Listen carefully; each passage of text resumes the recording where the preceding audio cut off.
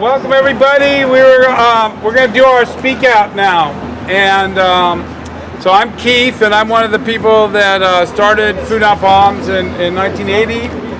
I was part of the Freedom Sleepers campaign that went on for 2 years, every Tuesday outside of City Hall, and as a result of that action, there became a vote against the sleeping ban, unfortunately, to allow the sleeping ban to continue. But they became like a little, another study group of city councilors who then said, oh, wouldn't it be good to have shelter and a campsite and electric outlets and showers and things like that.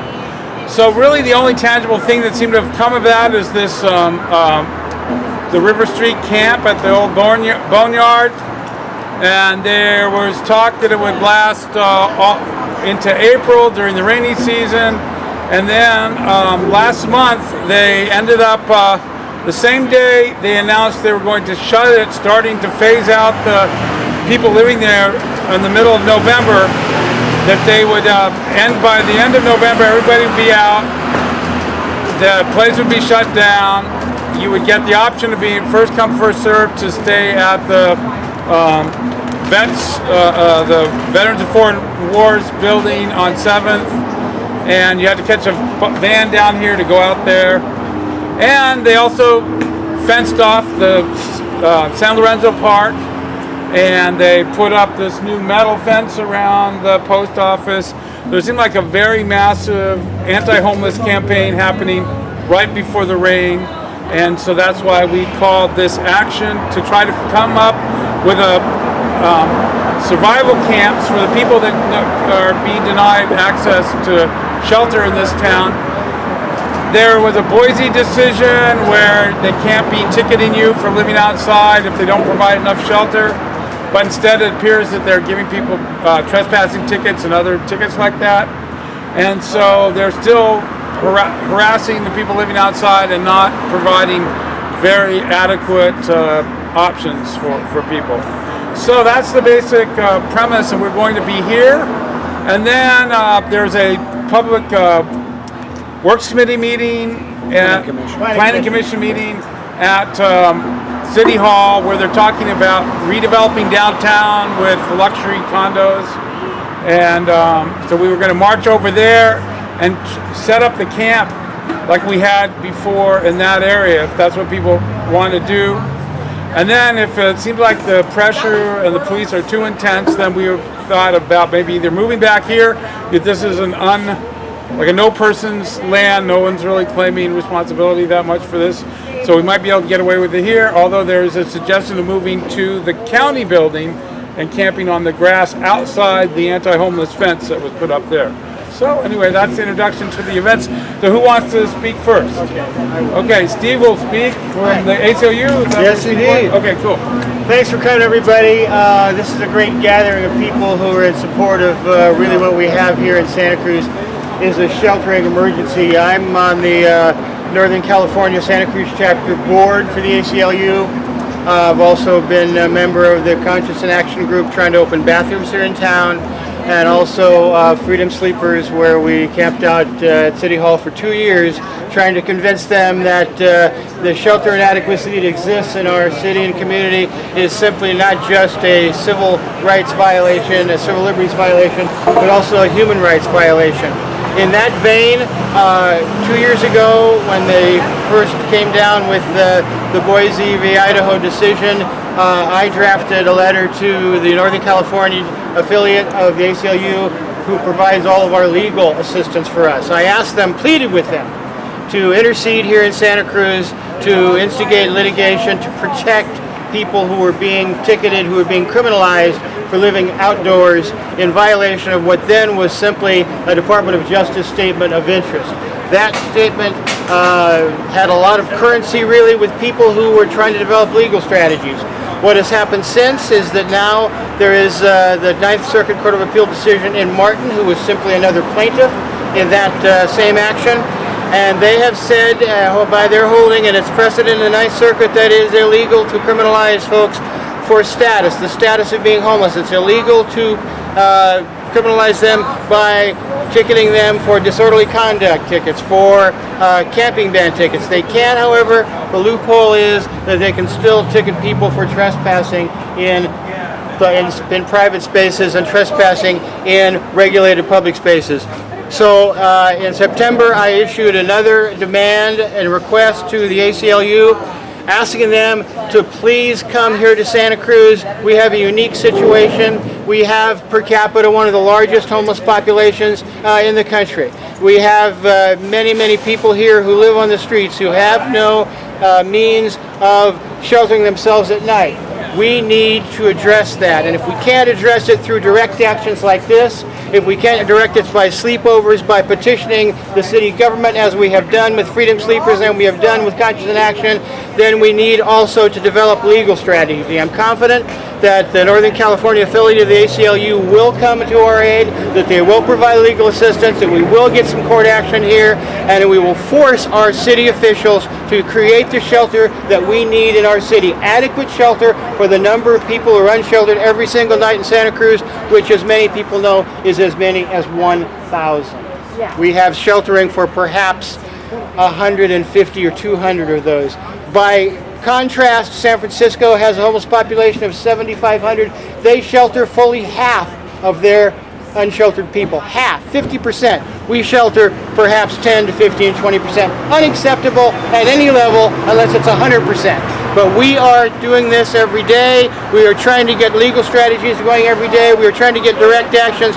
But please participate when you can, where you can, and as you can in direct actions like this. Go to City Hall, talk to the Planning Commission, talk to city officials, stay here tonight, demand your rights, demand that they address the sheltering emergency that exists in our community, because unless we speak up about it, then it will not be addressed. Believe me, they don't want homeless people in Santa Cruz. They are the other.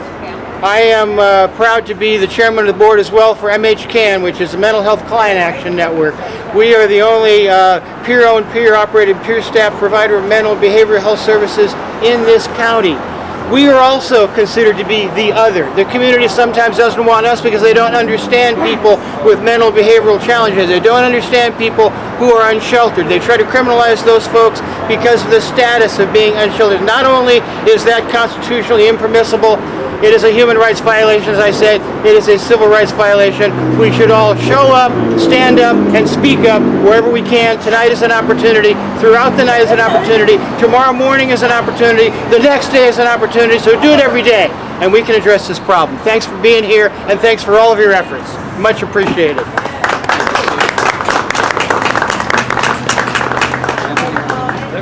I'm Will Corcoran. I'm a combat Navy corporal. I'd rather sleep outside because there's good brotherhood out here and sisterhood. We all take care of each other. We don't cause no messes, no problems. I never have. And I was over there sleeping. 1:30 in the morning, they wrote me a ticket for trespassing. 2 other veterans, they didn't even bother. They got in a patrol car and took off.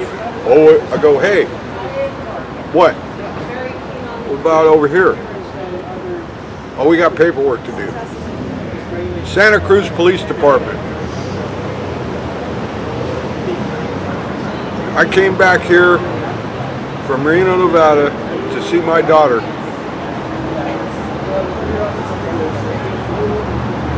It upsets me the way I've been treated. I'm a combat vet. Besides that, all veterans, anybody who's not causing a problem, not making a mess, need to take a stand for this frickin' city. That's all I've got to say.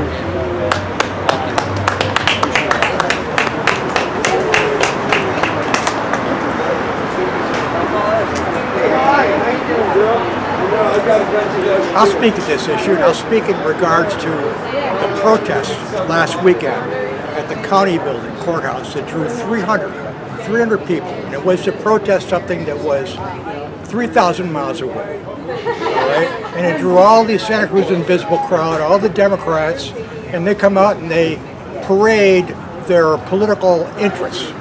And where they're not is they're not here, because this represents local application of values. This is reality. This is homeless, abject poverty, excuse me, being protested and being spoken about. And this is an issue that's real. It's not 3,000 miles away. It doesn't have John Laird here. It doesn't have, what's his name, Ryan Coonerty or John Leopold. Okay, but it's got the people that have been around for, in some cases, 40 years. Robert Norris here, Keith McHenry, they've been at this for 40 years, 35, 40 years, all right? And my support is in deference to Keith and Robert, who've been at this for so long. My personal opinion is that what this town needs is a campground that will handle 1,000 people. There are well over 1,000 homeless in Santa Cruz right now. There is not housing for 50. What we got to do is a campground. And the place for the campground, in my opinion, is the Pogonip. The Pogonip is city-owned land. It could be done if there was a will. There was a will to produce an arena in this town, where it's down Front Street. And within 90 days, that arena went up, okay? At a cost of what, $8-9 million. So they talk about they don't have the money. Well, they have, like Mitch Snyder says, wherever you got the money to bail out the savings and loans people in the 80s, wherever you got that, apply it to homeless abject poverty and do it now. We're talking 2019 virtually. And you can't walk down Pacific Avenue without running into, in 10 minutes, running into 2 or 3 people that are literally need help, that they're disoriented. Women, it's shameful. It's shameful that we would have gone this far and that the so-called leaders, and I call into account the Santa Cruz City Council, the posturing hypocrisy of the so-called progressives on the Santa Cruz City Council, who will push this issue as far away as they can. They'll claim that it's regional. They'll claim whatever it takes to get it off their agenda. There was a chance about 3 months ago where they floated this trial balloon of a campground on River Street, and they were going to build upon that. That was the rationale, right? They're going to build upon that and build satellite centers to navigate people into better situations. That went nowhere because of NIMBYism. Every location that they talked about got shut down.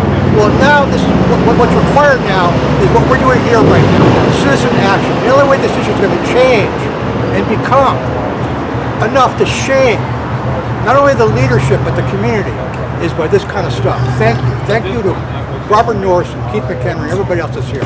Thank you very much. Thank you.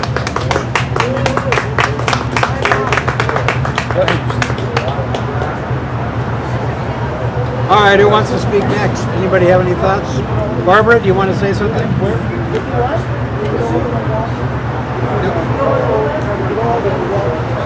not going to let all the men get a hog the limelight.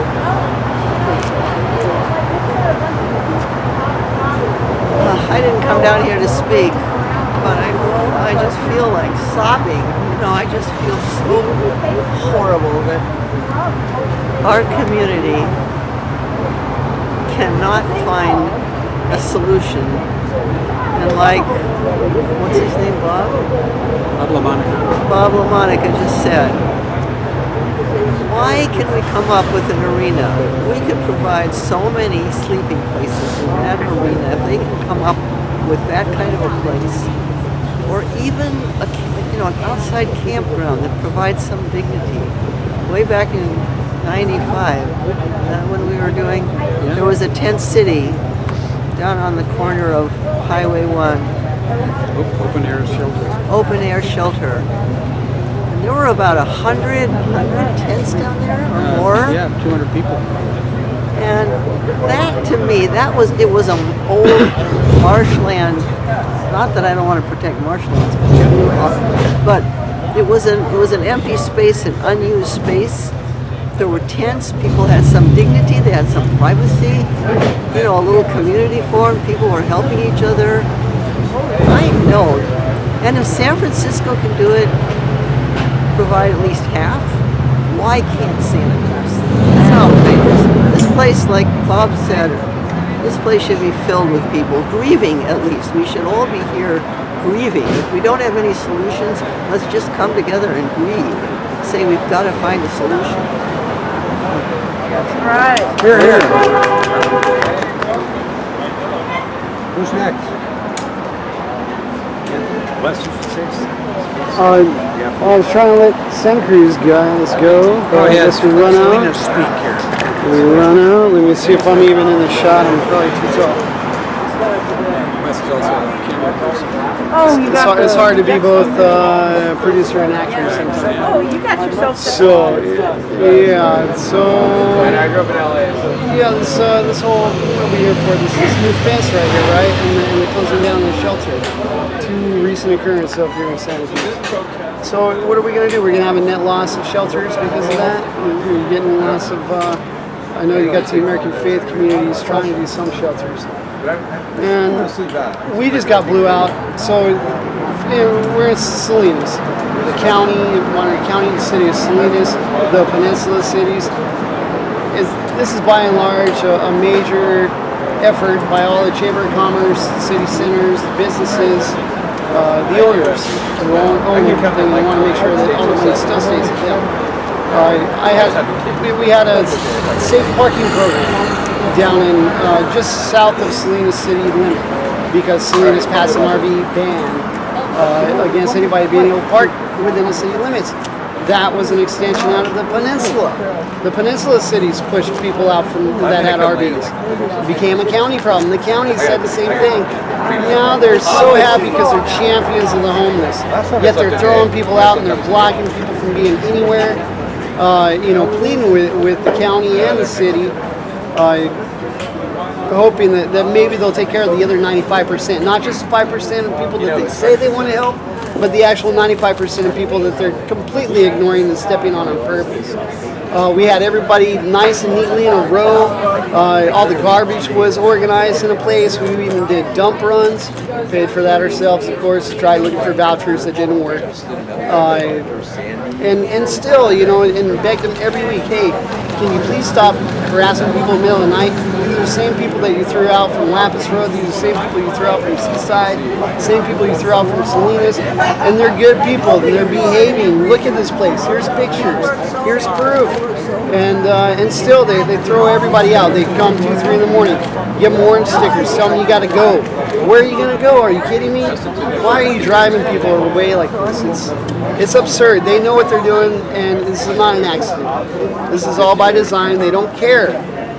Unless there's money associated, it's not going to happen. And that's what's frustrating.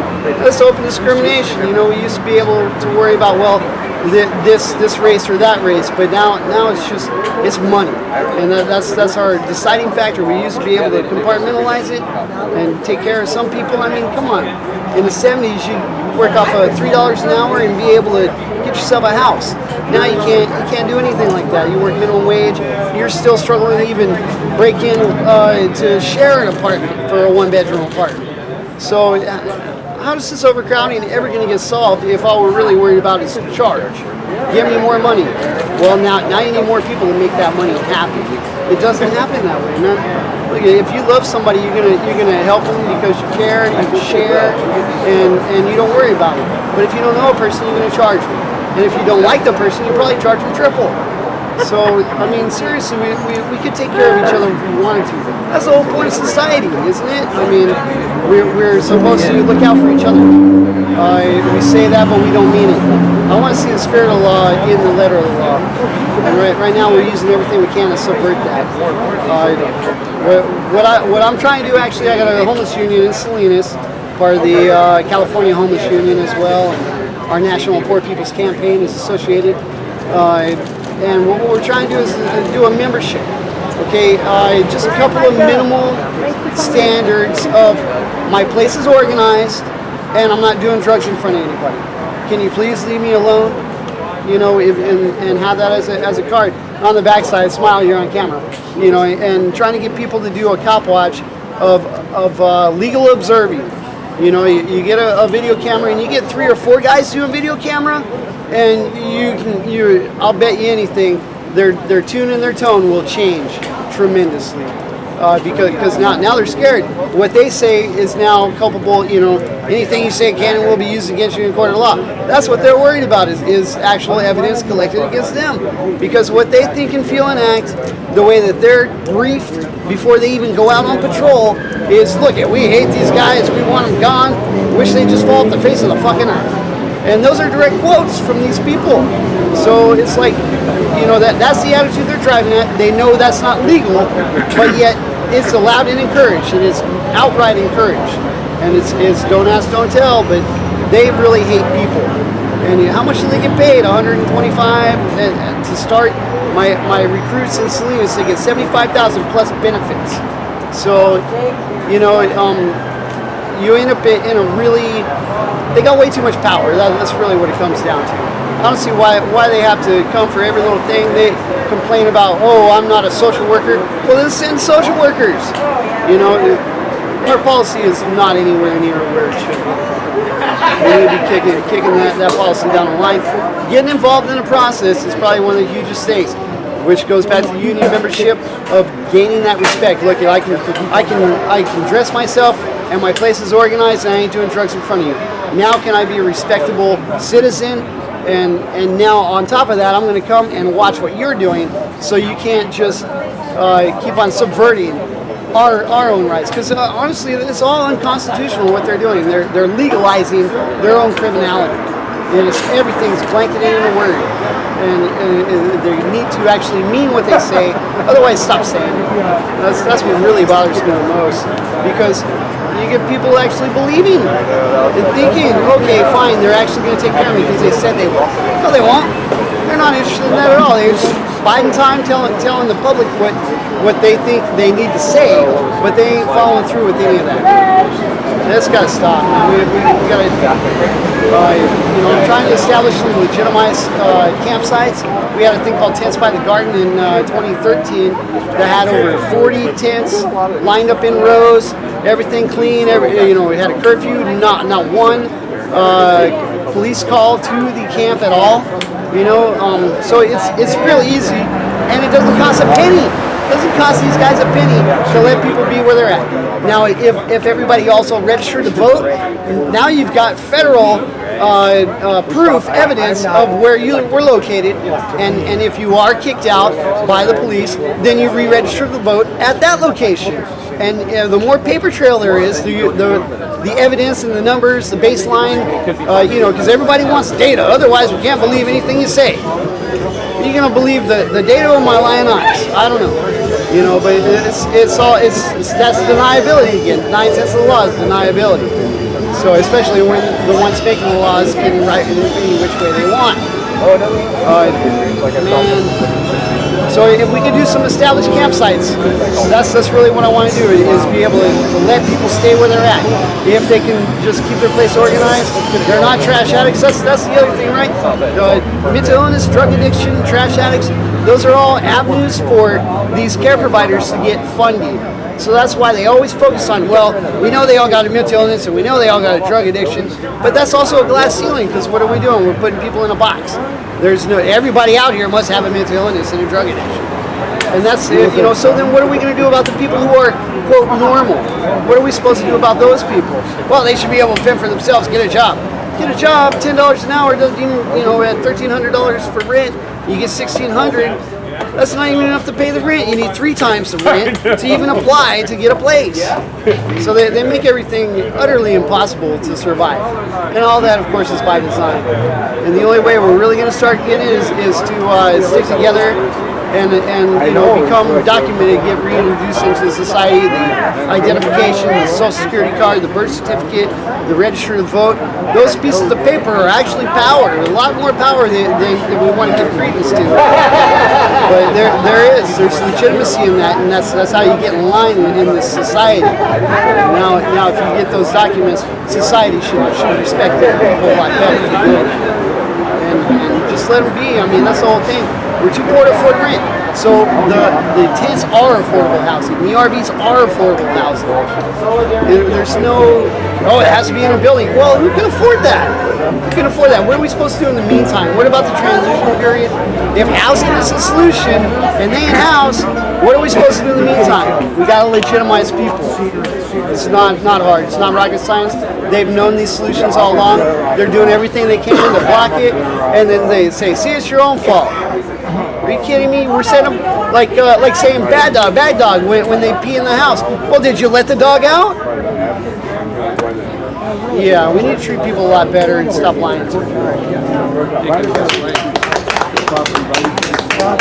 Who's next?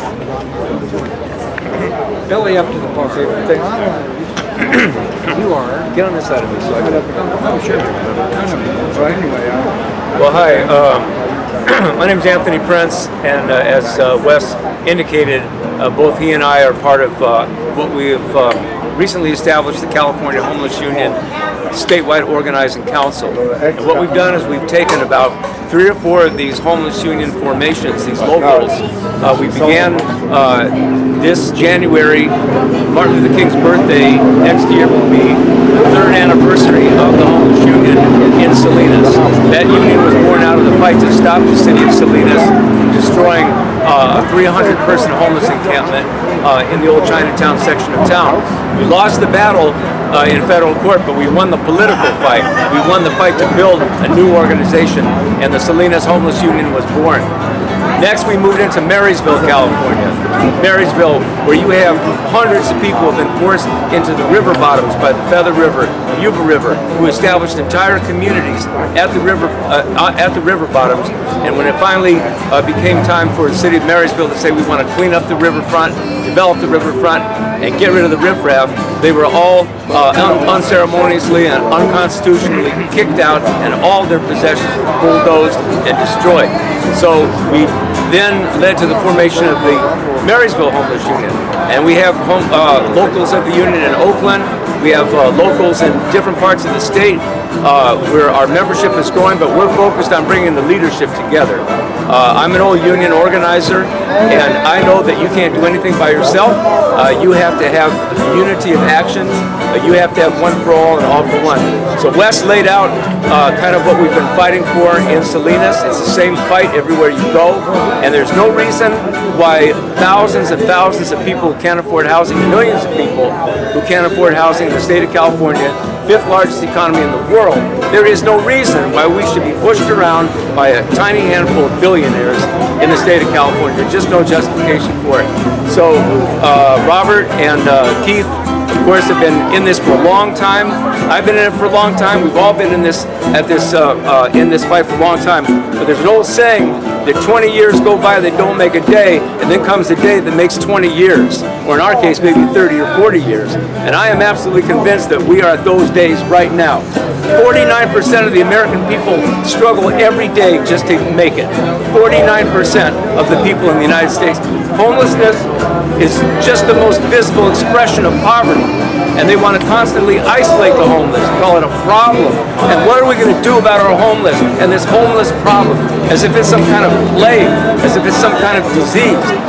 They don't want to recognize the fact that people who can't afford housing and have been forced into the street or under the freeway overpass, by the railroad tracks, or sleeping in their cars, or sleeping in their RVs, are walking point for the broader struggle of poor people in the United States. And that's why, from the beginning, the Homeless Union became part of the Poor People's Campaign with Reverend William Barber, Reverend Liz Theo Harris. So I just want to say this is a beautiful thing to see. I think Keith laid out a tactical plan to move from location to location.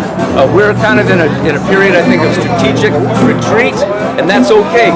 We need to retreat. We're getting battered on all sides. They're fencing off these public buildings. They're criminalizing the status of not having a home, but that will allow us and necessitate the formation of a united movement of poor people, where the homeless unions and Food Not Bombs and what you guys have done here with Huff and the other organizations in Santa Cruz will unify and close ranks, and we'll be walking point for a broader movement, because there's no reason why in a country that can build a home in 45 minutes on an assembly line, why anyone should sleep in a cardboard box. It's indefensible.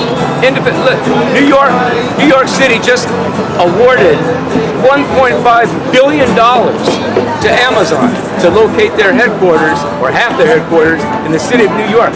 We just came from New York, where they recently formed a New York Homeless Union. and they're struggling just to get 15% of the available housing allocated to homeless people. And the city claimed we don't have that's not possible. We don't have the resources for that. The same city that turned around and is going to hand the corporate charity to Amazon $1.5 billion. Now that's indefensible. So what we have to do is we have to break out of our isolation.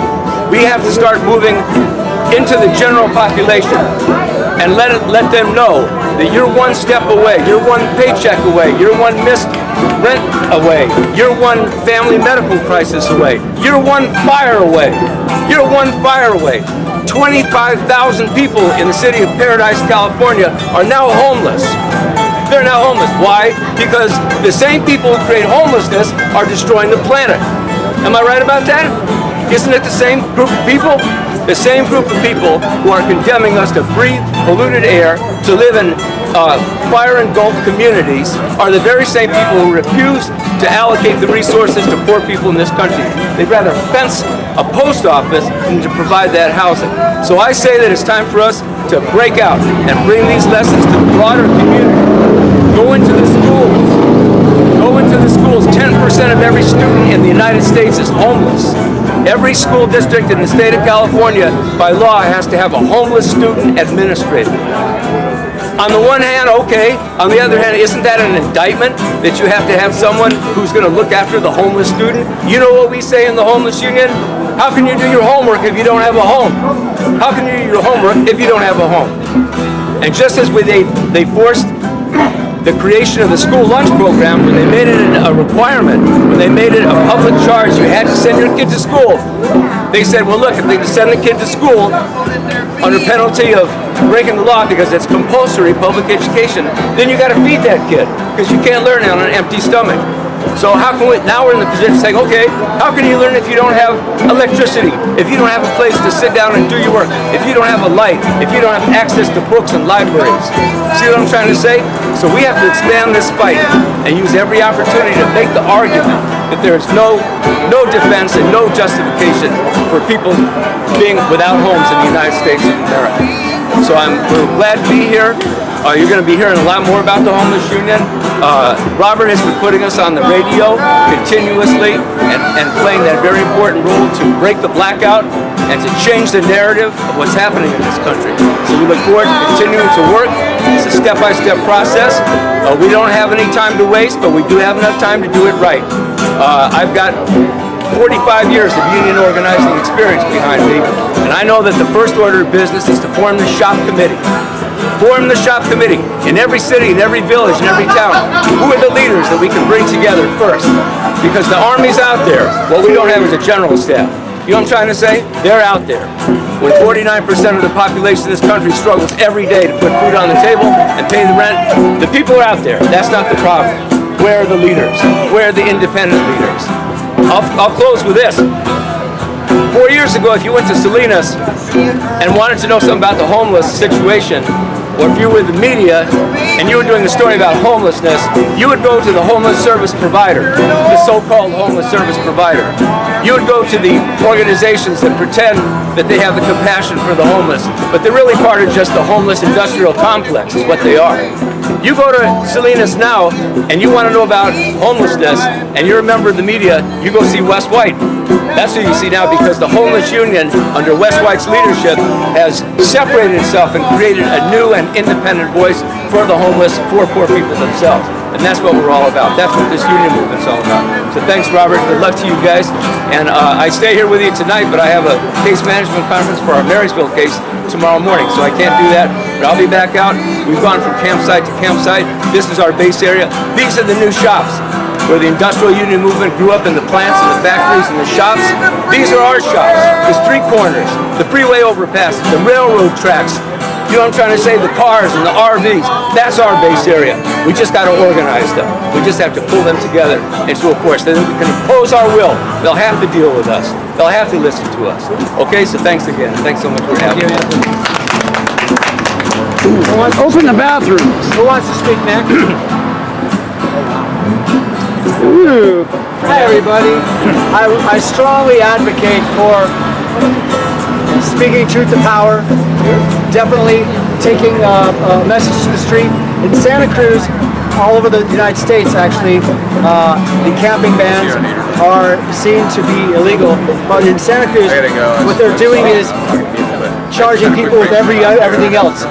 Blocking sidewalks, being in parks after hours, being in closed areas. I want to remind people that this is, if there is going to be encampment or encouragement for people to camp outside, there's been several iterations of this over the past many years. Robert Norris, of course, engaged in a lot of camps in the distant past, in the 90s, the 2000s.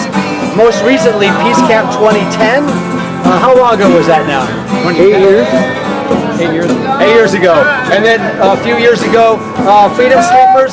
Now I just want to remind people that there were many citations given at Freedom Sleepers for people blocking the sidewalk, not for camping, for people obstructing the sidewalk or being in a park after hours, things like that. Jeremy Leonard, if many of you know him, has been working with rapid rehousing at Homeless Services Center. And his news is he'll get somebody an available house finally. Somebody's lived on the street for many years. And finally some Section 8 funding and all ready to get a person into housing. But then because of citations, camping citations, many of these citations go to collections. And then all of a sudden they have a poor credit record and they can't get the housing that they've been waiting for all these years. He said it happened over and over and over. So I want to encourage is, for when if we ever do have protest type camps, civil disobedience around an issue like this is not putting homeless people on the line to meet the issue. It's to take all the housed people and have them surround the encampment and have them get the citations. If you're putting people who sleep outside to get citations to make the argument for their own situation, your action is broken and it must be seen as a failure and ended now. If the housed people aren't out here, and this is really activists putting people who sleep outside, we already sleep outside. Anyway, I just want to put that out there. I wouldn't tell anybody to not protest or camp. I think the protest camp model is a valuable tool in our drawer. But sometimes we kind of repeat it over and over without even asking ourselves critical analysis of what happened last time or the time before that. Nobody's answering those questions when we say how many citations were given, how many arrests were made because of warrants, how many 24-hour stay-away orders. What does that look like for a population that we say we're trying to help? When we see known activists at Peace Camp 2010, 10 weeks in a row, running to the sidewalk to avoid his own citation, and while he watched actual people who sleep outside getting a citation, I'll just say his initials, Steve Plach, ran from citations and only got the one token citation, and he ran for city council 4 times. I want to say that we have a serious problem with integrity there when we as activists stand up and welcome with food and community that people would sleep outside and then avoid our own ticketing. The activists themselves have to stay out here and demand that I get a ticket before any other person who sleeps outside. If there's a housed activist out here and there are police here, they have to stand in front of the tent. Otherwise, shut it down. It's a broken model. My name is Brent Adams. I run the Warming Center program and also the storage program. Every day opens 2 times a day. Everyone gets free storage between 8 and 10 and 5 and 7 every day. And I just want everybody to know that you have a safe place to store your belongings. Many of you work with us, so I'm just not some harebrained saying these things. I've been in town looking at this for a while. I appreciate Robert Norris for giving me the floor. Thank you, everybody. Have a good night. Genius, Brent. Who wants to speak next? Who wants to speak next? Anyone? You don't care. Anyone that's been outside, got some fun? How many square feet of I'll take over this. This will go on forever. We should mention it. It was a catastrophic So I kind of have some good news, which is I went to the City Hall this morning and looked at Parks and Rec tickets. And that's the tickets that Brent was talking about. Boise, the decision of Martin versus Boise, which said sleeping ban tickets are really a thing of the past unless they establish areas where people can camp and or adequate shelter, because people have no place to sleep, so it's a status violation. But as been pointed out, and as we've been pointing out, they're using other tactics. Police and the Rangers are using other tactics. They are giving $200 to $300 tickets, and that's what they are, folks. I'm not going to kid you. That's what happens when you get to court. If you get to court, most homeless people get these tickets. Can't even, they don't have the time to get to court. They don't have the resources, and if they did, they couldn't pay the tickets. So they often go to collection, but that will present another $200 to $300 fine on top of the $200 or $300 ticket. And that's what Brent was concerned about when he spoke about this may interfere with your Section 8 housing, with your driver's license, and with and your credit rating. So it's not, these tickets aren't, many people I know where sleep outside is no option. They throw away the tickets. There's nothing they can, they got to sleep tonight. I'm going to have to sleep tomorrow night. What am I going to do? And so it's a real issue, but it has been pointed out, and I'm going to point out to you, that in examining the Parks and Rec citations for the last 2 months, I found they've dropped no camping ban tickets, and I haven't checked the police department yet, but also fewer closed area tickets. What the Parks and Rec may do tonight, for example, for us, those of us who stay and sleep out, as I will be doing, probably in a vehicle though, but I may be sleeping on the ground, I don't know. They will come to City Hall if we go to City Hall after this. City Hall used to be the center of government where you could petition the government. You could stand there with a sign. Yeah, they'd give you a ticket if you fell asleep, but if you didn't fall asleep, it was legal to be there. 24 hours a day. You stand around with your sign. That's illegal now. They made it a so-called campus, park, or closed area because they want to get rid of the protesters who are occasionally gathering to say, why aren't you doing something about this issue? So they've established a closed area. The closed area starts half an hour after city council offices close or after a meeting ends. So for example, tonight there's this meeting mentioned, if you were listening before, of the Planning Commission. The Planning Commission, as Keith talked about 45 minutes ago, is trying to gentrify this street. They're going to tear down a lot of stuff. They're going to put up 6-story buildings and fancy things along the riverfront. And of course, this will further make it more difficult for homeless people, because people in these gentrified neighborhoods are even less sympathetic than the folks who currently exist. It's a playground for the rich. So this is coming up with the Planning Commission.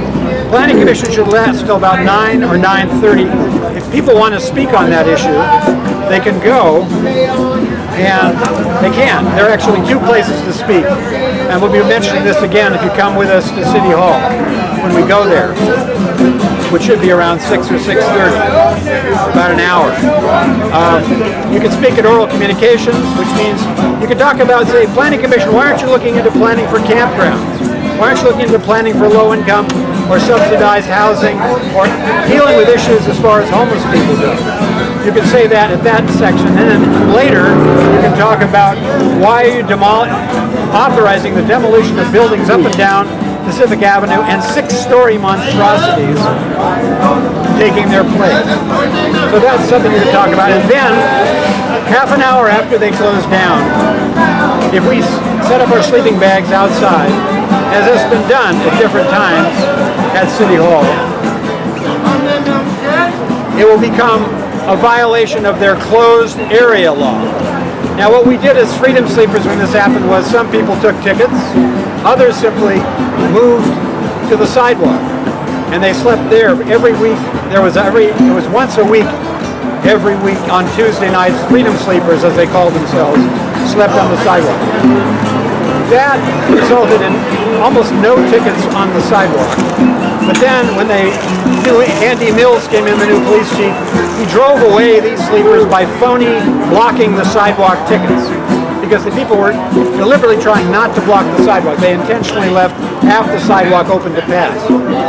It's going to be hard for them to pull that kind of action here if we come back here afterward, because as you can see, it's kind of hard to block this sidewalk, number one. Number two, this is not a closed area. This is a public sidewalk. We have a right to be here. And three, they don't have a sleeping ban they can enforce anymore because of the Boise. So that means there may be less risk for citations for anybody who does this. Not no risk. Police officers are creative in how they proceed, but less risk. And I point this out simply to kind of give everybody full warning. Also, we've had a couple of attorneys speak here, but they're not going to be defending anybody here. Everyone has to take care of their own defense. And so, if you decide to do any of this, and I'm not trying to discourage you, but to give you all the facts, you'll have to deal with tickets if they come up, or the police may just tell you, leave, you can't move here, you can't be here, and you'll have the option to leave. I can't guarantee they'll do that, though. Depends on what they decide.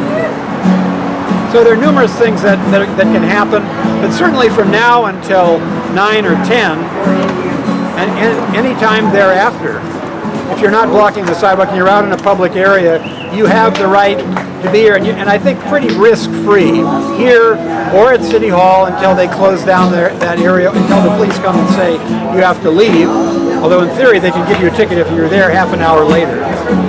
So people should be, I think they should be reassured by that. So that's a little what I have to say, and I could go on forever, but perhaps we have some other speakers, like perhaps Curtis, you got something you want to say about this? I was going to go get you a microphone. You're doing good. Yeah, you got a microphone? Yeah, I need to pull up there. You got one? You got one right there. You got right here? Oh, yeah. I'm talking about Hey! voice. Oh, yeah. Speaker. That'll be some amplification. There's a way to get past the ticket. Just this little bit ought to be enough too, yeah? Talk about that if you want, but I How many I did you got?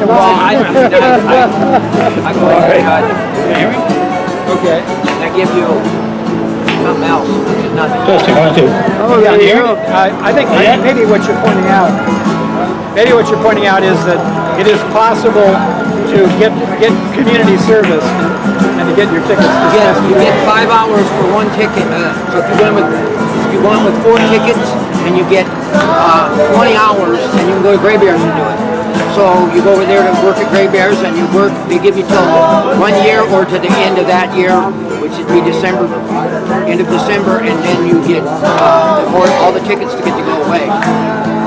Or food not gone. Yeah, absolutely. That means you have to, however, you have to go to court and appear before a judge. And often many people don't have the wherewithal to get to court for tickets if a lot of tickets are given, though less tickets are being given, and I'm hoping we can track tickets. Kevin is volunteering, still volunteering to track tickets. So if you do get a ticket, we're going to try to track you, which means we can try to advise you. It doesn't mean we can help you get rid of your tickets, but it means we can give you our experience. We can come, I'll say this, we can come to court with you after to your actual trial, or where you go appear before the judge.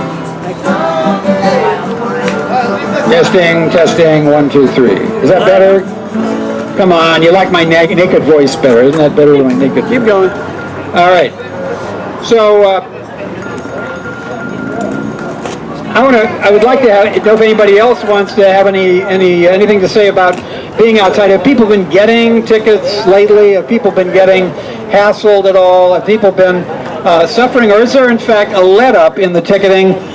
Because that's good news. I got that kind of news at a meeting of the group I'm with, HUF, Homeless United for Friendship and Freedom, yesterday. We learned that there was less citations, or actually no citations on the beaches for people who put up tents.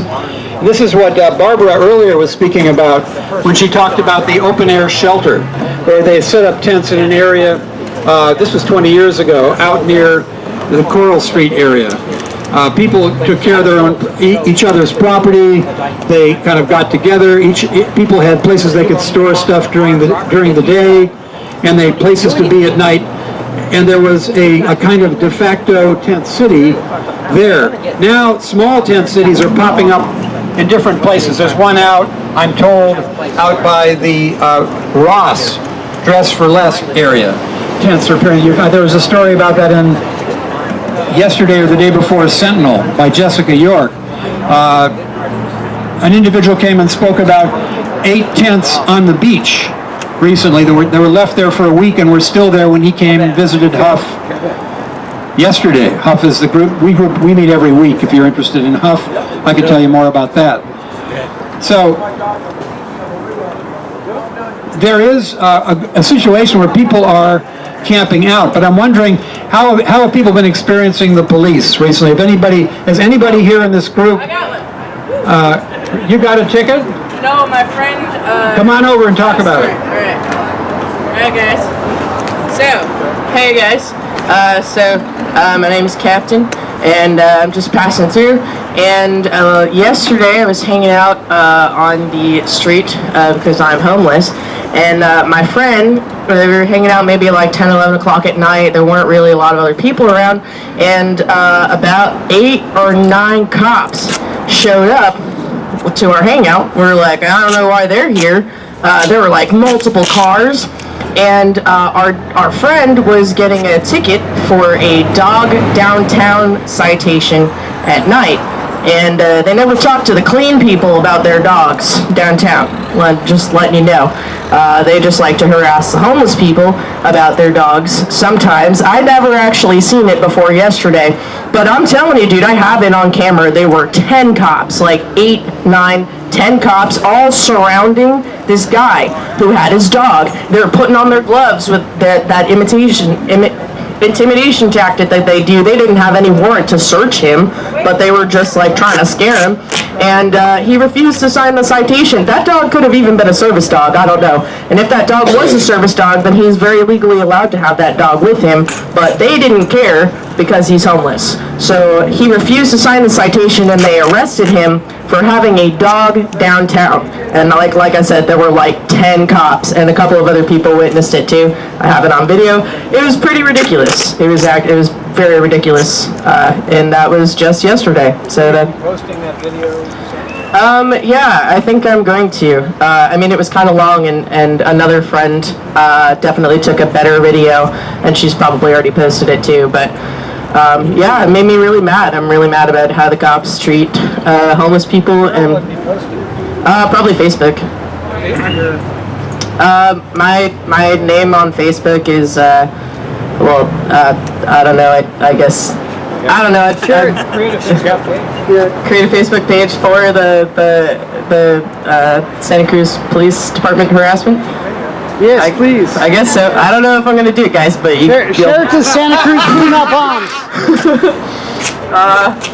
I don't know. I don't really want to give out all my private Facebook information, but share it on the Food Not Bombs. If you guys want to see the video, you can come up to me and look at the video on my phone.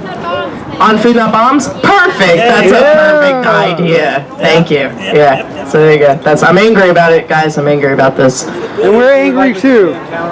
I'm just passing through. I don't know how long I'm going to be here. I'm going to be here for a few days. But it's not even just in Santa Cruz either. Like, I was harassed by cops last week in San Luis Obispo. I got a ticket for being in a park after dark 10 minutes after the park closed, and I'd never been there before, and I didn't have a way to tell time, so I didn't know.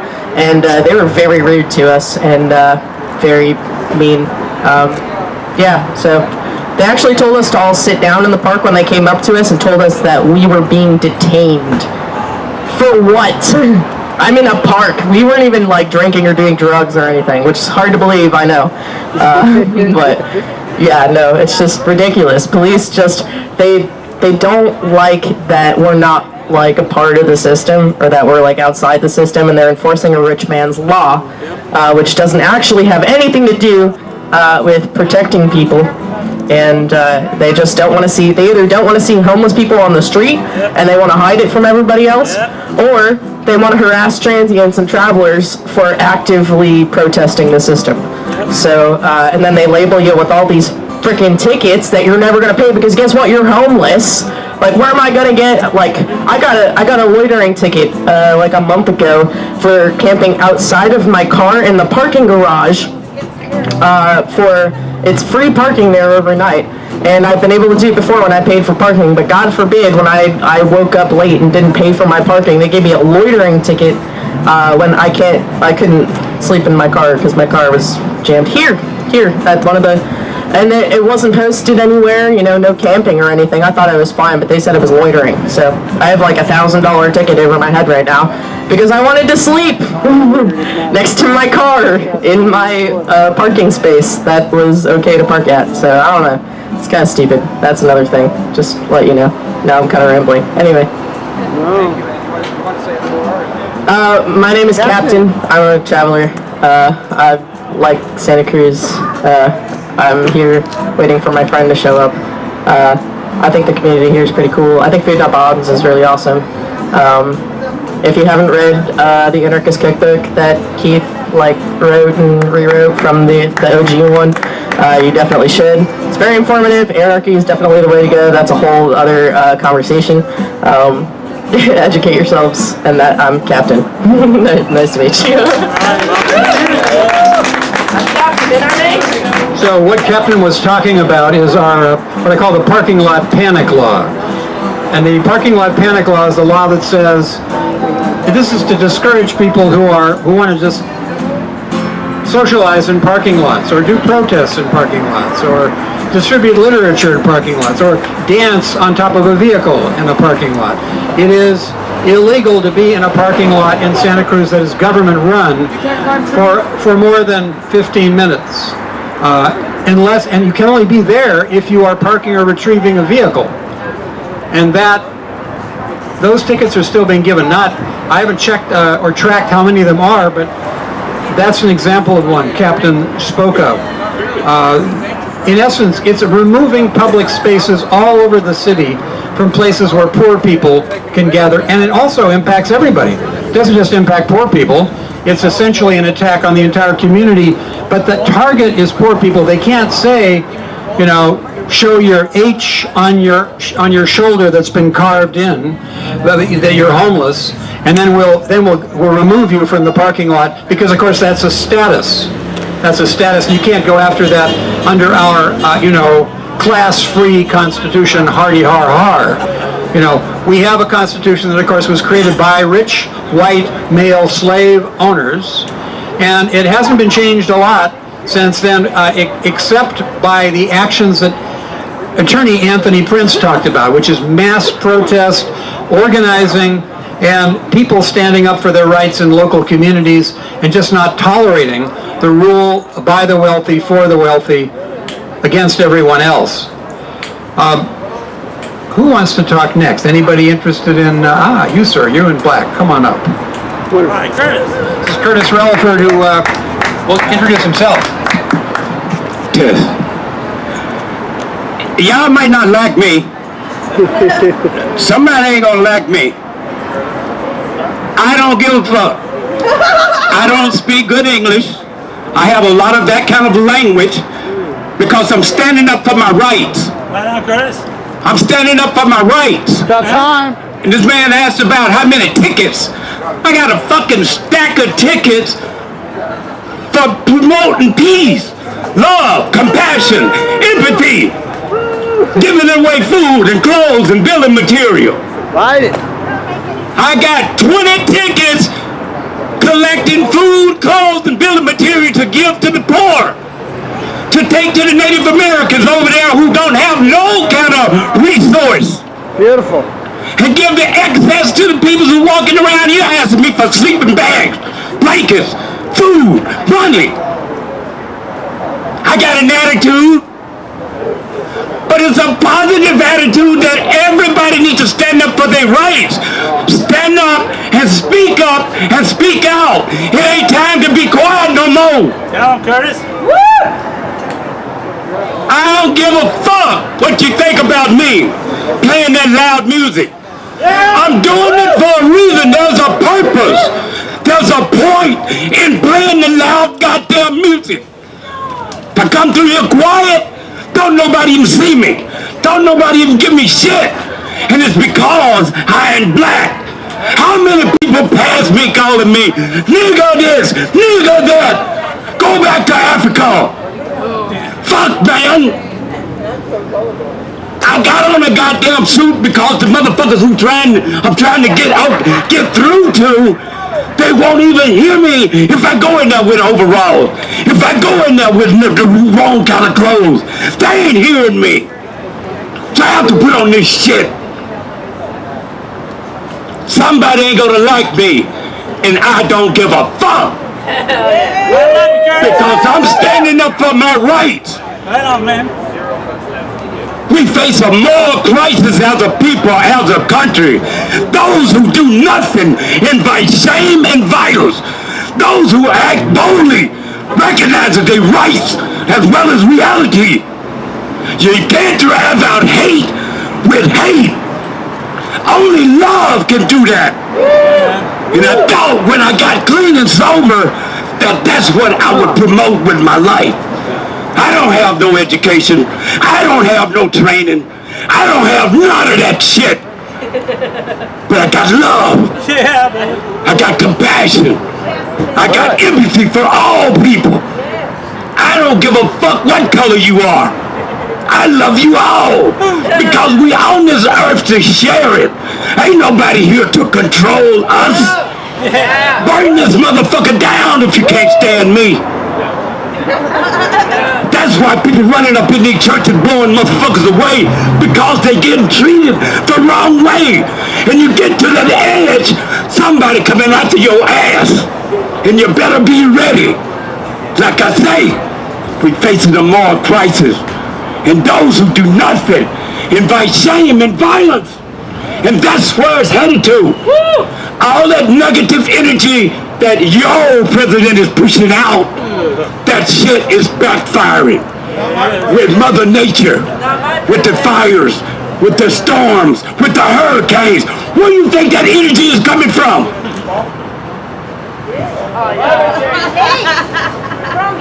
Dude, bad energy, man. God didn't put us here for somebody to control us.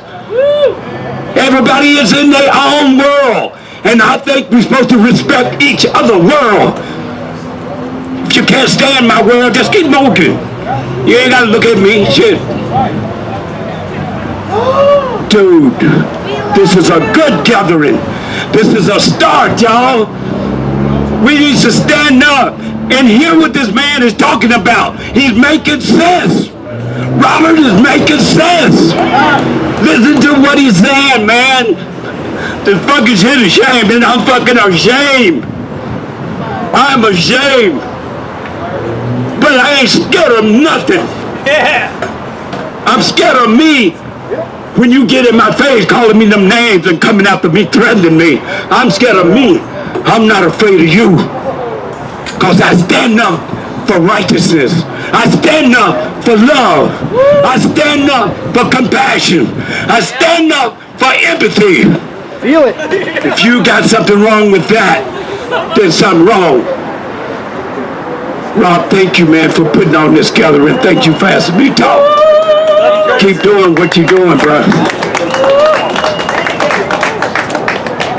Now, surely that inspired somebody to come and talk about your experiences, because really it is by saying what's happened to you, by saying what you've seen out there, by saying what you think needs to be done, that things change. You gotta talk about your experiences. Can I say another thing? Captain will make a second appearance. If nobody else wants to, I'll so do it. I got a thing to say. Okay, but let me ask first. Anybody else want to talk first? Say a thing. Sonny wants first. Then you're next, Captain. I got something good for you guys. My name is Sonny Gabriel Lopez. Not nobody else. My name is Sonny Gabriel Lopez. Born July 29th, 1981. I'm African American, Mexican American, German, and Apache Indian. Those are from my parents. I was born here this way. And for a gentleman to come up to me and spit in my face, not once but twice, and called me the N-word, nigger. And a lot of people and a lot of witnesses show that. Do I have the right to accept that? Or am I having the right to defend myself? For so much humbleness and love, I did not touch the man. I pressed charges. I saw him last night. But it was a man who is white, pale skin. Here in Santa Cruz. First alarm, what is the law? To lay hands on a suspect? And the suspect being charged for another year of probation? Just for smoking a cigarette within how many feet? You have the right to lay hands on a person who's sitting on a bench. That's to hate. kick a person off over there at the metro station. Now I have another year of felony probation. And all I wanted was one thing, to see my kids. My kids, and everybody's asking me to work. The little things count also. You talk about filth. Coming from a police officer's mouth, this place is a piece of shit and I wouldn't bring my kids here. Don't talk about my community like that. When I am leading a team of elders cleaning up this town. Bits and pieces with needles and cigarette butts. I'm nobody else, better than anybody else. I'm myself and I'm still living. I have so much love just like you guys. I don't care if you're shooting up. I don't care if you're taking pills. I don't care if you're old or anything. I still love you. And no matter what I have, the least that I have, I'm still giving it out. Thank you. And Kevin, before you say, just a quick comment. The anti-smoking laws in Santa Cruz are really pretty strongly enforced against homeless people. Yes. It is shown that, I mean, it's illegal to smoke on Pacific Avenue. It's illegal to smoke within, I don't know, what, 20 feet of a building. Suddenly it's illegal to smoke in all the parks. It's illegal to smoke in the Pogonip. You know, it is and the point is here that if you look at the stats, people who are homeless, it's about a 70% use of cigarettes. It's a harm reduction measure. It's a way of avoiding tension. It also gives you cancer, but that's, that's up to the individual. But the fact is that, these laws were created along with other laws, like if you sit on a bench for more than an hour at Santa Cruz, that's a crime. They think that was designed to go after, it actually attacks elderly residents who live downtown because they're not allowed to do that either. So people are expected to weave their way within this bizarre labyrinth. It's illegal to lie down along Pacific Avenue or any of the side streets. We can lie down here because they haven't yet made that a crime. But, who knows what their next city council meeting is going to pull. So I'm pointing out that there's a lot of laws that are specifically created that really are a concern about homeless folks that they want to go after without using the H word. And I think that's true in a lot of cities. But, Captain, you wanted to say something next?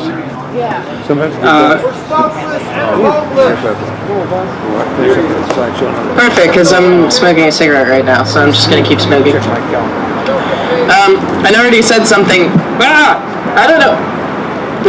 I'm having a little bit of trouble here. I don't know what your name was, but you inspired me to say Curtis. Curtis, you definitely inspired me to share something else with you guys. So I've been traveling for a little bit, and I've been experiencing the way that this world is, and I posted something on Facebook about it because I was really angry the other day. I said, if you guys want to videotape this or any part of this and share this with anybody who needs to be educated, please do. I wanted to read it to you because I feel like you guys will agree with what I have to say.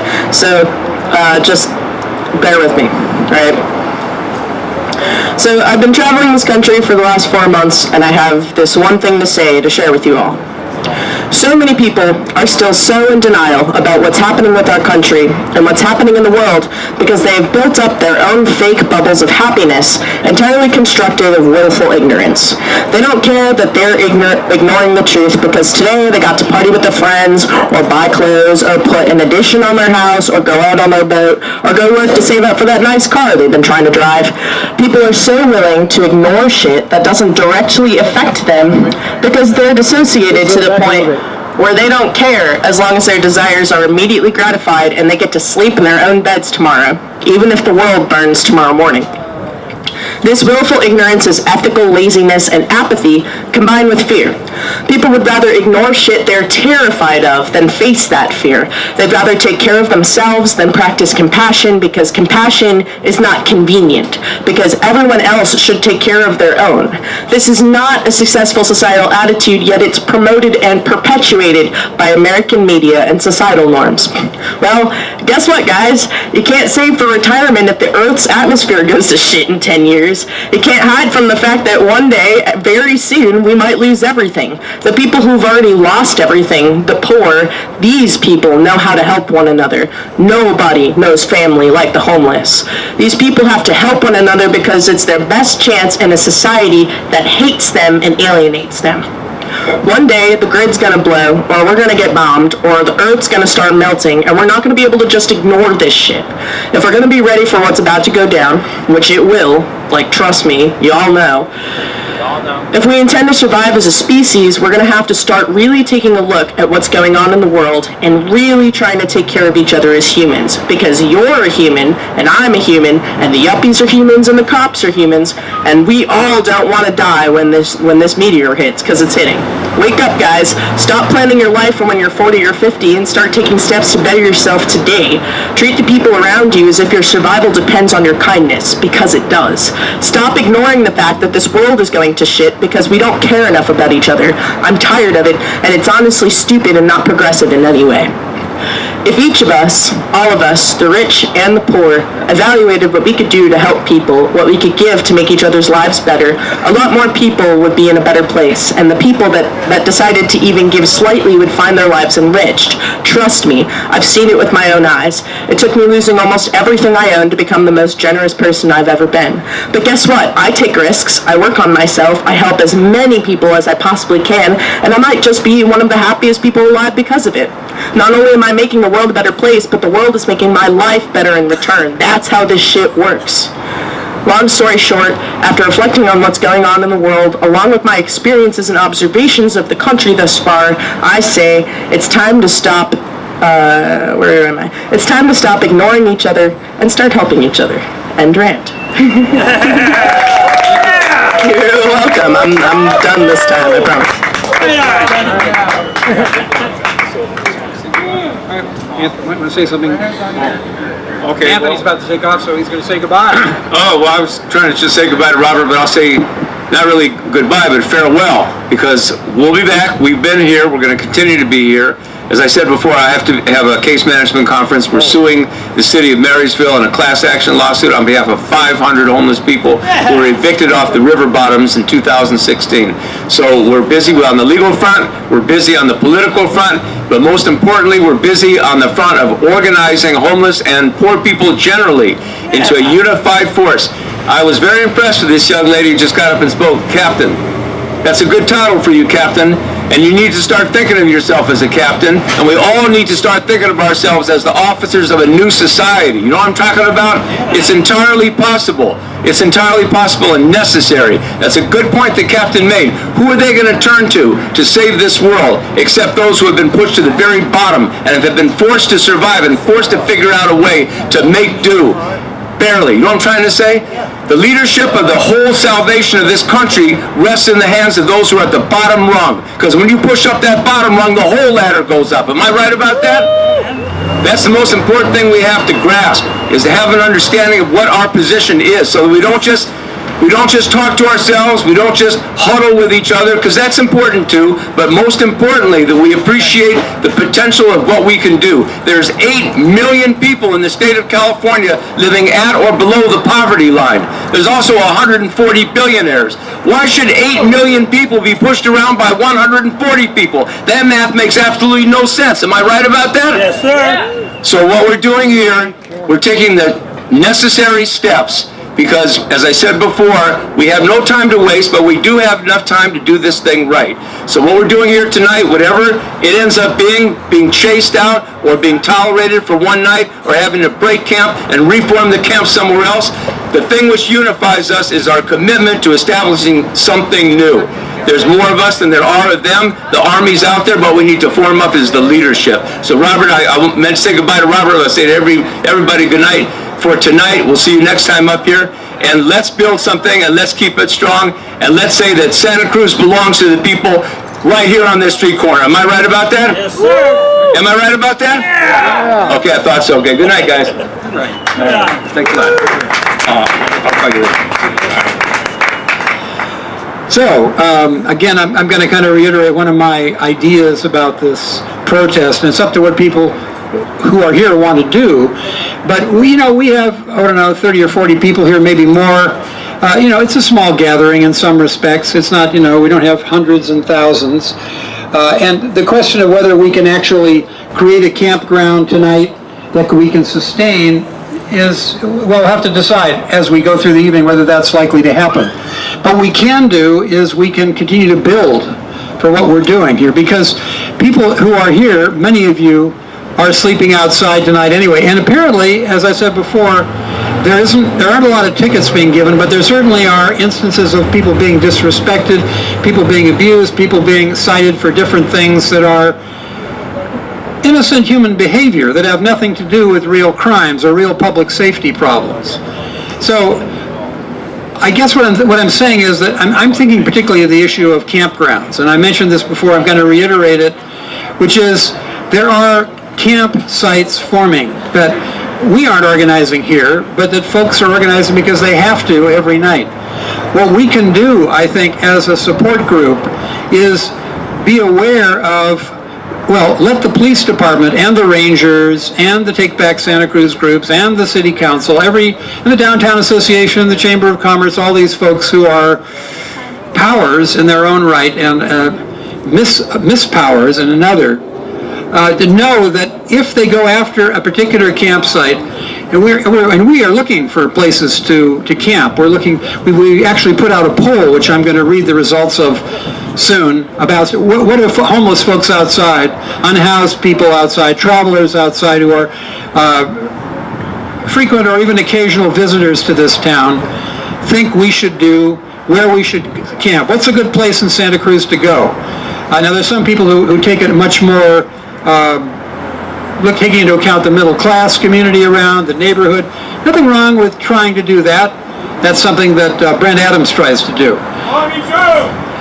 But the issue is, of course, you can't wait for the tolerance of those who are intolerant in order to maintain your own rights and your own lives as human beings. That's always been the problem. Curtis talked about that very eloquently a few minutes ago. So people are going to be finding campsites to go to, and they've polled where they think are good places for a community survival campsite, which is what some of us call this protest, to go. But one thing we can do, I think, and this is a suggestion I'm going to make, is while we choose what our next campsite is going to be, we advise the city powers that want to go after people who are camping outside that if they do attempt to destroy a tent city out at Ross or another tent city down on the beach, we will consider that a high priority of a place to go for our next, if we actually do a Camp Quest location and we choose to go. I mean, I don't want to give people the misimpression that we are, we got a bunch of trucks ready and 150 people ready with tents to go set up somewhere. We don't. We're what you see around you. That's what we got. So that's the reality. But we can still put out a call that we'll go to that place if they're trying to destroy people who themselves set up the shelter that these city authorities, even though they have lots of money coming in on homelessness initiatives, different ballot measures, one of which failed, but others of which have passed, they can actually do stuff, but they choose not to. They choose instead to disperse even this token campground out on River Street, the River Street Campground. They choose to cut back winter shelter from what it was last year, even though it's wretched, you get wanded, you can't be there during the day, your property often isn't safe, and you get treated like, I don't want to say necessarily like cordwood, but often like children or prisoners to some extent in these places. So when people make their own campsites, if the police have the arrogance or the indifference to decide what they want to do is just go in and destroy it because 3 merchants nearby complain, they found needles in the area, we have to put in vegetation, we'll have to fence off the park because we want to put in a pipe to a bathroom, so we have to close off the bathroom for a month to put in a pipe, which is what they did in San Lorenzo. Yeah, it was closed for a year, but then they closed it again for a month recently. We got them to open it by protesting things in a way like what we're doing here today. We can say to them, we're going to go there, and that's going to be the cost of going after that campsite. You'll get a chance to, confront a population that is not particularly happy with what you're doing, and we'll try to expose you for what we're doing. We won't just let people, we're not going to be able perhaps to protect that campsite. By the time we get there, the tents will be down, confiscated, or the people will have moved. But they'll have shown they don't give a shit about the Boise decision. They don't care about the rights of people under the Constitution, and this is nothing new. Nobody claims that this is suddenly a great flash. But the fact is, what might be a flash is that some people do care. They do care about at least the principles involved. Some people talked a lot about compassion tonight. I don't regard myself as a particularly compassionate person.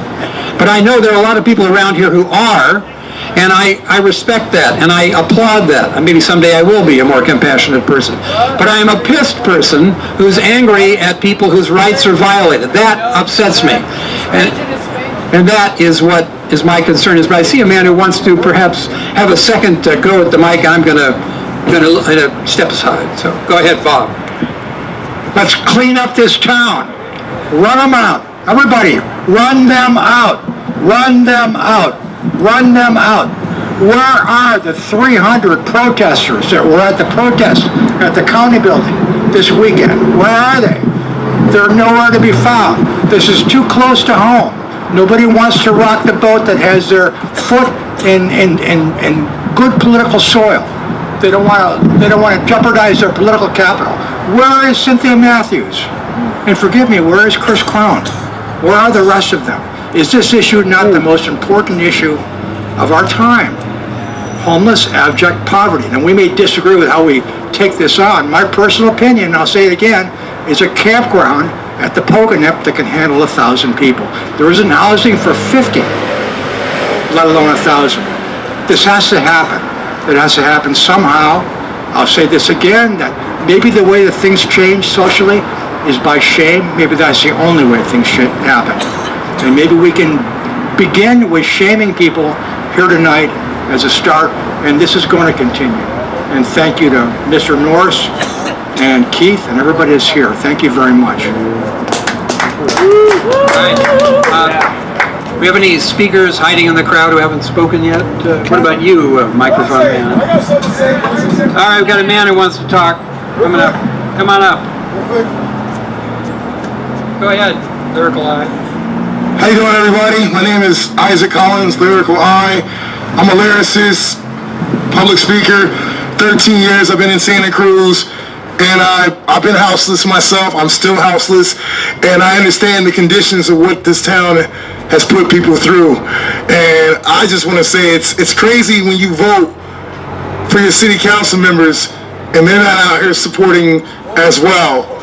So I really think it's important as people, we really have to come together and work together, because there's a lot of empty houses in this town, and people are Airbnb and they spend their money on having empty, but they don't want to solve the situation with giving people housing.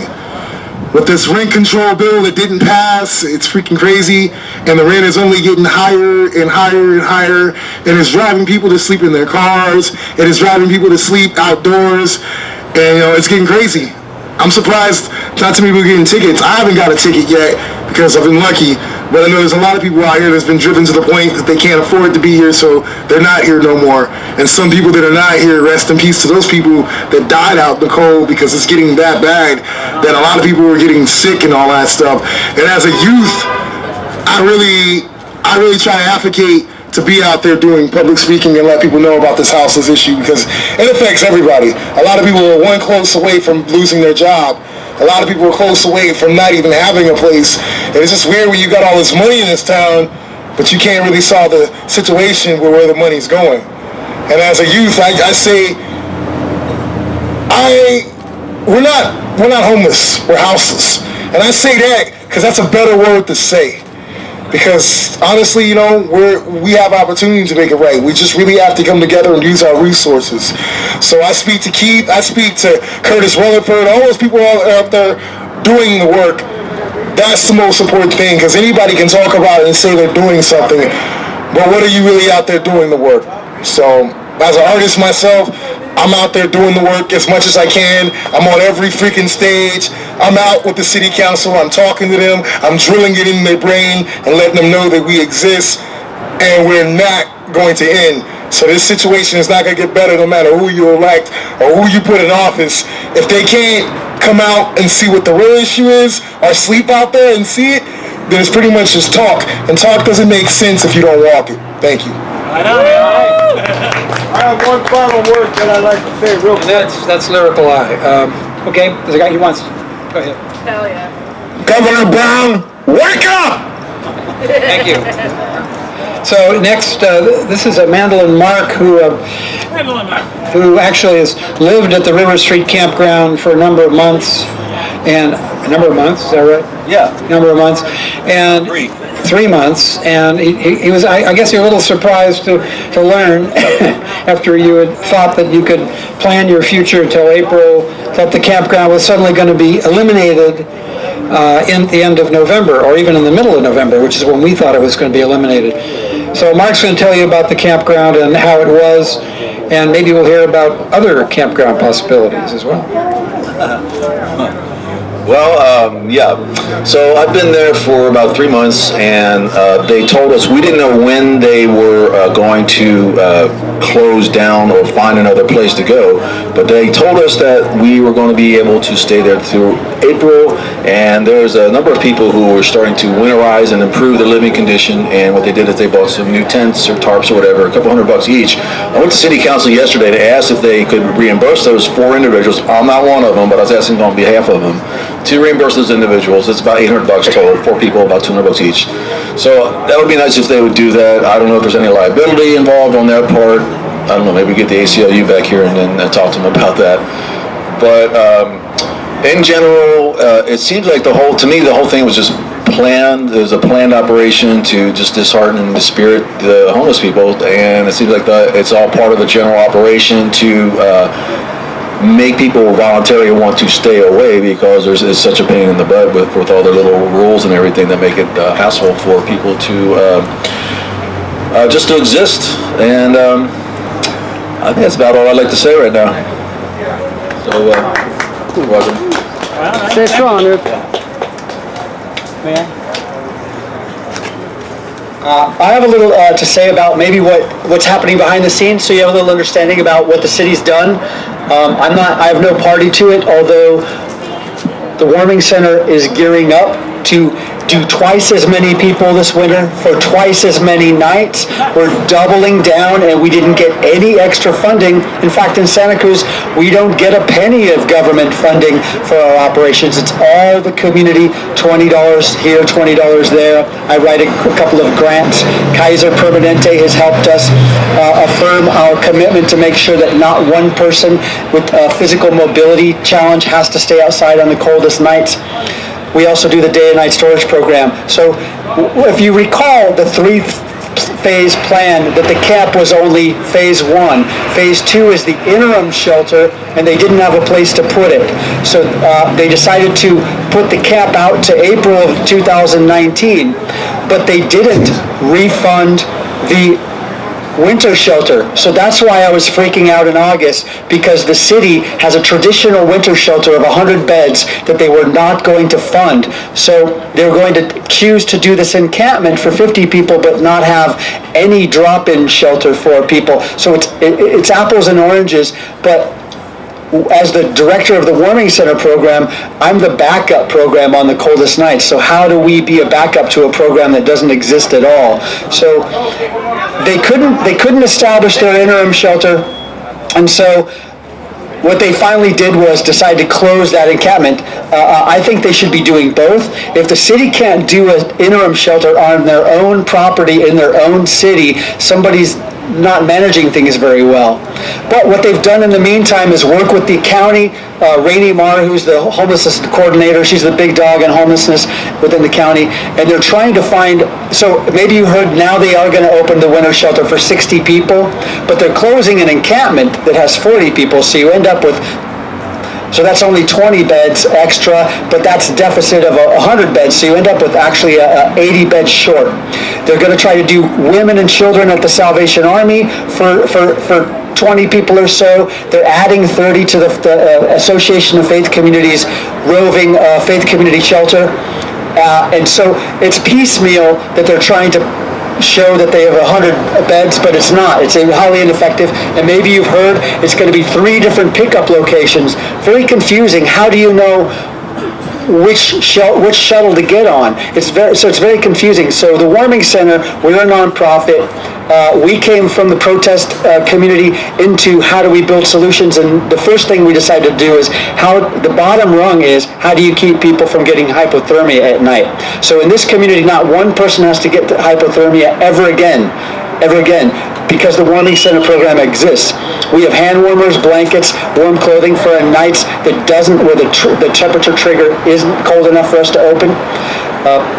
Next rung is people's belongings. Not one person has to carry things on their back anymore because there's a safe, organized place for people to keep things. Anyway, I'm rambling. So the city and the county is trying to work with our nonprofit to give storage for the people in the winter shelter. So be aware of that. Also, to help us make our commitment to open for 100 people on a given night. If we get a cold snap like we did in 2013, it was 10 nights in a row of freezing or below in Santa Cruz. If we get another year like that, we're going to have a huge facility. So the Warming Center is not unlike the the fire department or Red Cross. We have to be ready for a huge cataclysm. That means all the blankets, all the floor pads. We have to have an organizational situation and hundreds of volunteers. Anyway, I'm rambling now. But it's kind of the main thing I think that's happening within the city, and it looks like they're shit, right? But there's millions and millions coming in. Jerry Brown wrote $500 million check for the state of California, and all the cities get, Santa Cruz gets somewhere between 11 and 30 million, depending on how you carve that up. I think the county gets a bunch. Anyway, when a tidal wave is about to hit, first before the tidal wave comes, the water draws way out into the ocean, and that's what you're seeing right now. They don't want to spend anything. That's why they're doing, it seems, very little. But the money is going to be coming in huge waves, and if you don't have good design quality to start with, that money is just going to be pissed away into redundant bureaucracies, and it's going to be wasted like it always does. I just want to encourage people, if you do have ideas constructively and you have a vision of how we want things to look by next year, 5 years, 10 years out, that no more should we have people sleeping on the street in Santa Cruz. I also chair something called the Coalition on Homelessness, and we say not one person has to sleep in a doorway in this community. Everyone gets clean, safe, dignifying shelter by any means necessary, and we can do that next week for way cheaper than we're already spending in this community on homelessness. All right, thank you for all that time. So you can contact Brent at his storage program or at the warming center number. It's a relatively easy number. It is. You don't know it? Remind me. It's been changed recently. I'm going to say the number once, and you're going to remember it for the rest of your lives. 246. 246. 1234. 1234. 246. 1234. Now that man has a much better mic, and I'm afraid he's offered to let us use his mic. Who wants to be the next speaker can actually talk with an even louder voice than comes out this mic, for which thank you, Kevin, by the way. Yeah, man, come on, y'all, speak out. If we got the resources, you just heard Brent tell you where to go, what to do, and how we're going to do it. We got to get organized, y'all. Brent, they've been researching for years and years on their work. It's time for us to step up to the plate and back them on what they're doing. That was like an hour ago. Move that speaker over from towards that van. But hey, if you got something to say, man, come on, step up to the plate. Now's the time. It ain't time to be quiet. I don't care how you mumble, step up to the plate. You got ideals. Our deepest fear is not that we are inadequate. Our deepest fear is we're powerful beyond measure. It's not our light, darkness, it's our light. Come on, man. Shine your light. Shine your light. You want to say something, brother? Come on, run it. You don't have to be short. Hey, I got a ticket for sitting on the plant box. That plant box. They call it a plant box. And that's, I don't know, it's just kind of weird. Now you know. Right? Don't sit on a plant box. Yeah.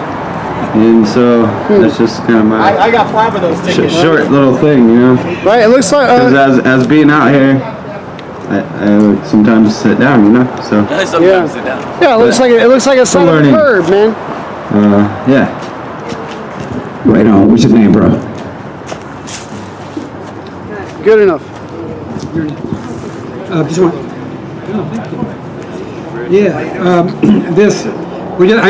As our last speaker said, he got a ticket for sitting on the low-lying planter around the tree. That used to be the favorite tactic of police officers on Pacific Avenue before they introduced a whole new set of more complicated, even more restrictive laws.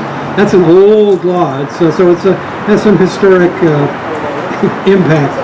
It's expensive, it's ridiculous, it's selectively enforced, and it's an example of what this city and other cities do to poor and homeless people because they can, because we let them, because we actually. It's not you. Okay, good enough. I'm checking out my volume there.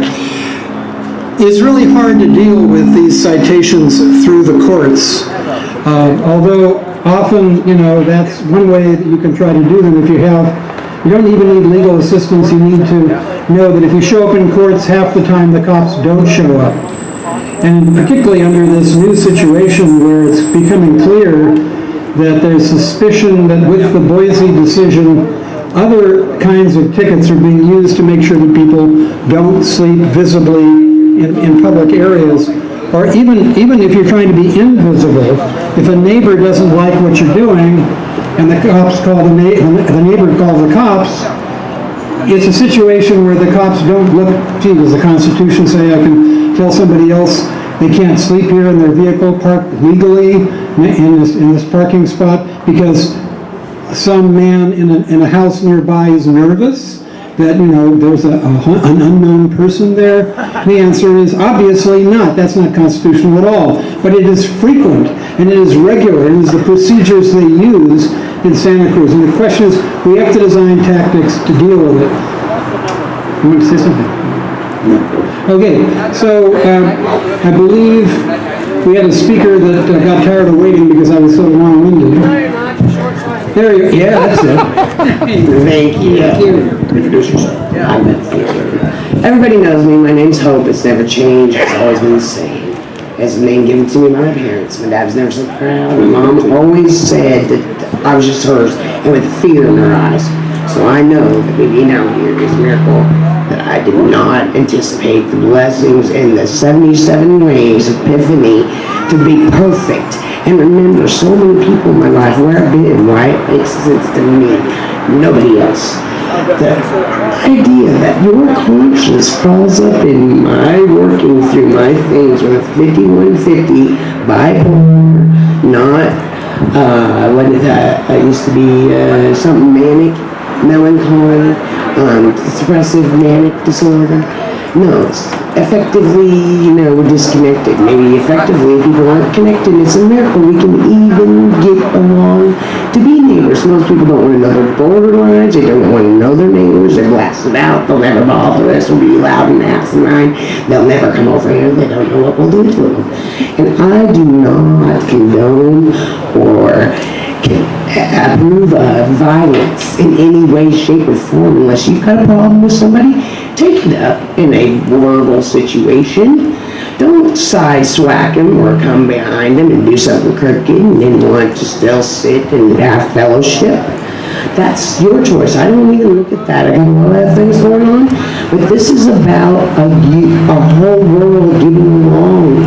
I was traveling through here, a single woman by today's standards, and I can't find that many people out there doing the Winnebago travel across the world.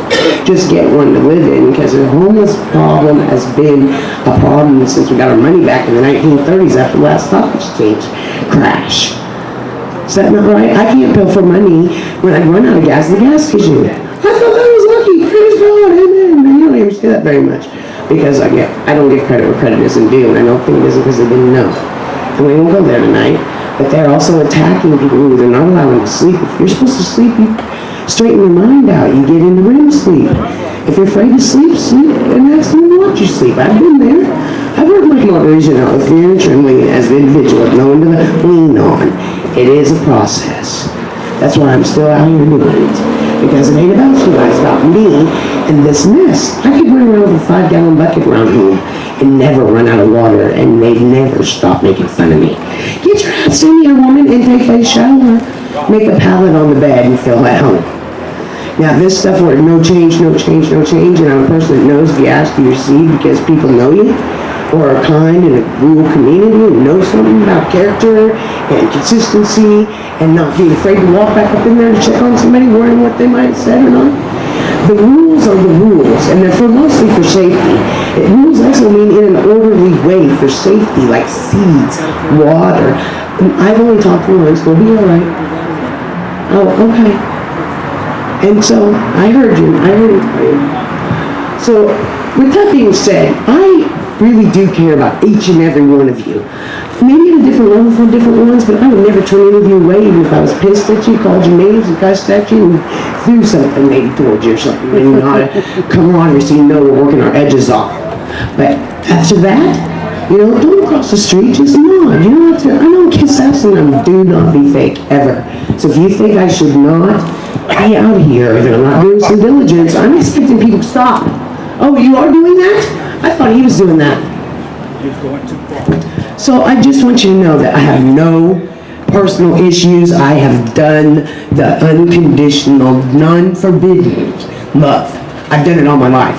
I wouldn't stomp back through the hallways when I got here, just kick someone's ass. When I got here, I still won't. And I won't leave here mad. Hopefully. But I can get over it. It's all in a day's doing. Get up in the morning, redo it. People change it, sleep on it. They won't say they're sorry. I accept people back and forth. The cops, the county, the PSTD, they got, we used to spay neuter our animals, and now they got too many animals, not enough animals. There's just weird shit, sometimes they take the grease off the streets and other days they don't. I like it when people are bobbing around and being in character and watching over each other. And then turn around, it's empty. That's scary when you go walking down through and there's no noise. I don't like it. And I'll keep walking and find out what the problem is. And I won't leave until it gets back. And it's not an ending thing. And it's not just us, it's the fire departments, the police, everybody. It can be worked around to where everybody's enjoying it. I don't need the speaker. Y'all know me. You either like me or don't, that's not my problem. But I didn't ask to be here. And a predatory hook truck program with the people homeless, out of sight, out of mind, didn't work anymore. And they were trying to put little houses, little carts, little things out there for people. And jobs. Jobs are everywhere. Especially if you know English and Spanish. I didn't credibility. I'm not like that. It's just ridiculous, and they fear monger. A year ago, this whole coast was filled with RVs. They're not now, and now we're getting a big stir. It's conglomerate and fear mongering, no matter what. Don't fall for it. Check your internet information. If you find something to be true, look somewhere else for independent 3-5 times. Ask, did this happen? Didn't it happen? What's the truth? What's the statistics? Look for independent information. Don't just go with what you're told. Banking is a conglomerate. Newspapers and media conglomerate. Housing conglomerate. Same shit, but this is the coast. There's not enough housing. There isn't on the coast. This is used to be military, 100% all the way around the son bitch in every continent in the world. So don't be surprised they don't want homeless people here. But it's the best place in the world to be stuck. And I knew that God had done this for me. Not one person in this town or nobody's got enough stuff that kept me without my RV and willing to give it up. No harm, no foul. Someone's getting benefit from it. Worry about it later. Okay. I'm not telling people, oh, fuck you.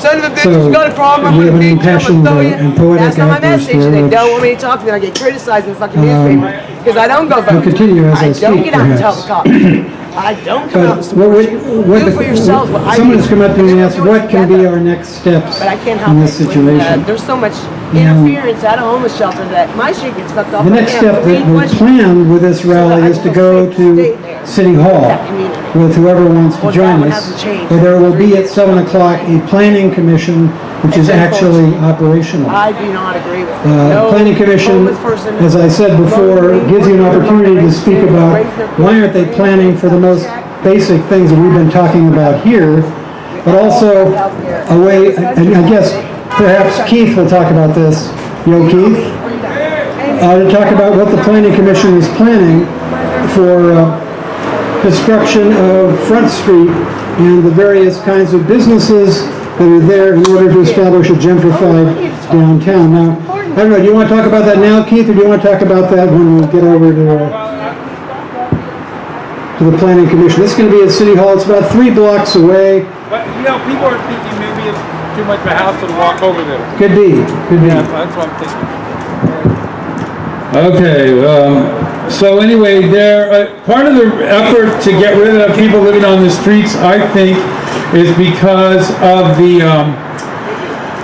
they're trying to get condos like the one across the street that'll be very expensive condominiums. And their plan is to level the buildings between the Wells Fargo mortgage all the way down to the credit union, and to put up 6-story condominiums.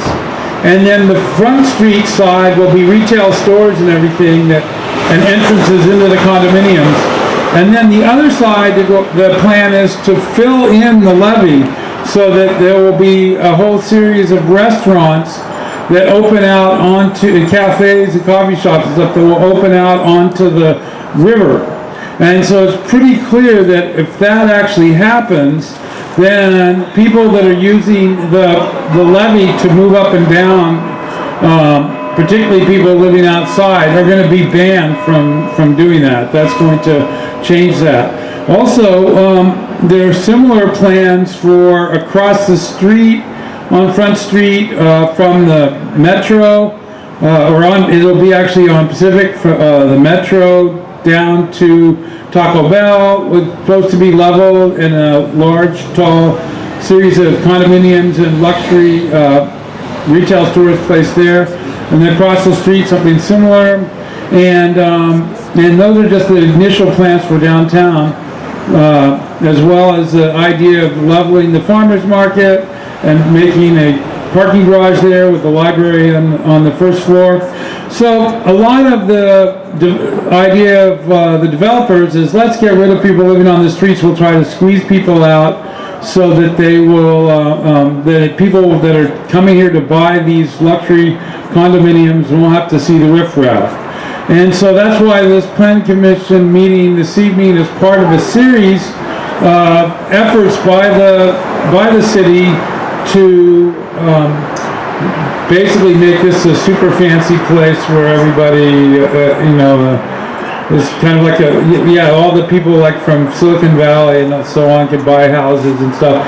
You can see also recently Amazon created 2 new headquarters, one in Crystal City, Virginia, and one in Queens. And the idea there is that already property values are skyrocketing, and people are likely to be forced out of those neighborhoods to make way for people coming to high-tech jobs in those communities. So this is like a national problem that is occurring, where low-income people are being displaced from their housing, ending up on the streets, and then being harassed for being on the streets, and you can just see this going on and on. And then I just was shown an announcement in the last couple of hours about fire concerns in the parks, like the Pocanip and other parks, and the banning of people going into those parks for fear that there could be a forest fire, which is definitely kind of real. But so now there's a squeezing of the community to essentially this intersection is what it's starting to look like. So it's here's the City of Santa Cruz announces immediate public parkland,